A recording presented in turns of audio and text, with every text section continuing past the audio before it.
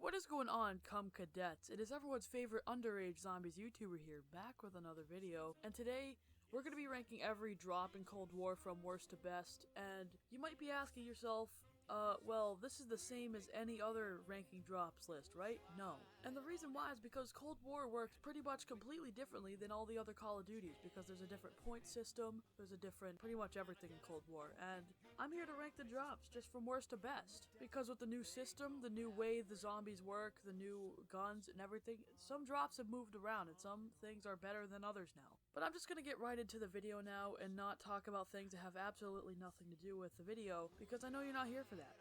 So let's get into it.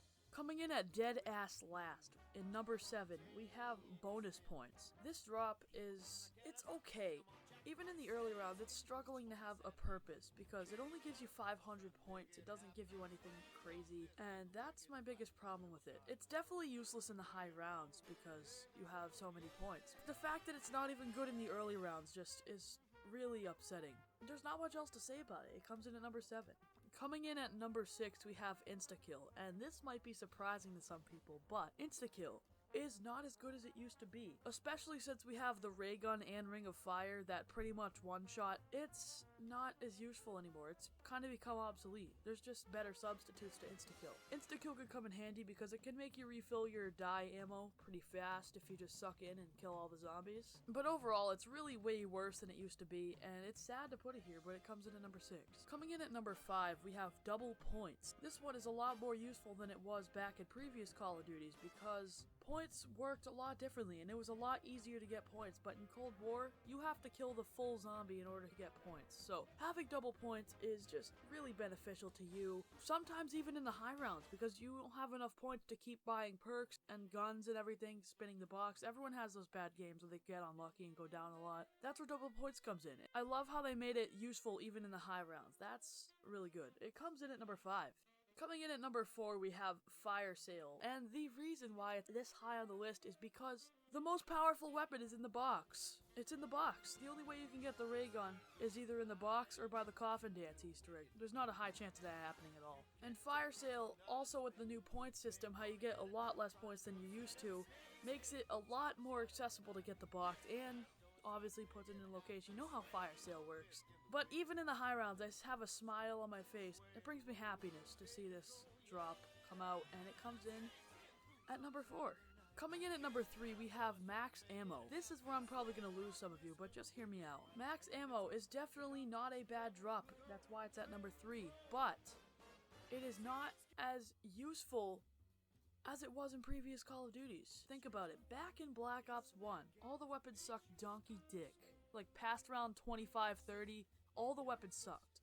It was good because you needed to use a lot of ammo to kill just a few zombies in the higher rounds, so getting a max ammo just made you instantly erect. I kind of lost that feeling in Cold War, and I kind of missed that. It was kind of gone in BO3 and 4 because there was elixirs that gave you gobblegums. It just wasn't as meaningful.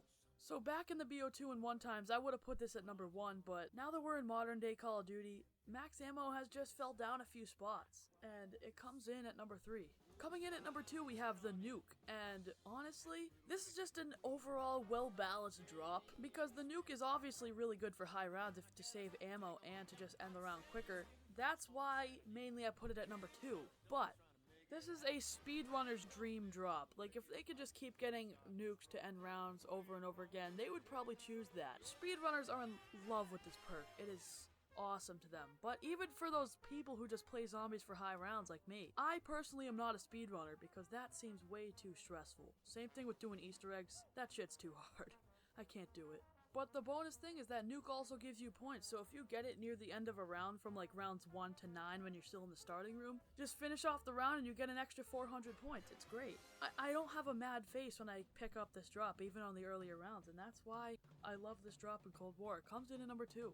Coming in at number 1, you might not know what it is. Actually, you probably do, based off the process of elimination, but coming in at number 1 is the Carpenter. From bottom tier drop to absolute game changer, the Carpenter is at its peak in terms of usefulness, because back before BO4, the Carpenter would have been the worst drop on the list. The worst. The absolute worst.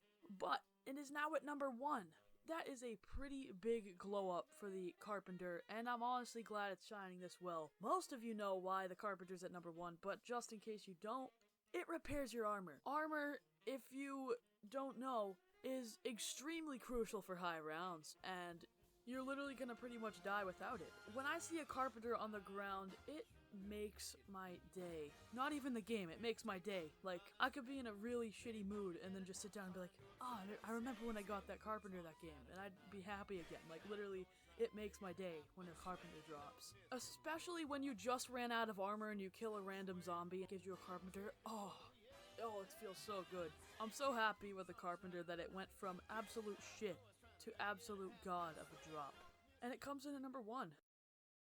So guys, that was my ranking for every drop in Cold War from worst to best, and if you did enjoy, please leave a like on the video and subscribe, because my videos are entirely made by slave labor, and they would appreciate all the hard work they put into my videos for you to at least just drop a like on the video. But if you feel the need to subscribe, then you do you. But anyways, yeah, that's it for me. I'll see you all in the next video. Peace out, you sexy beasts.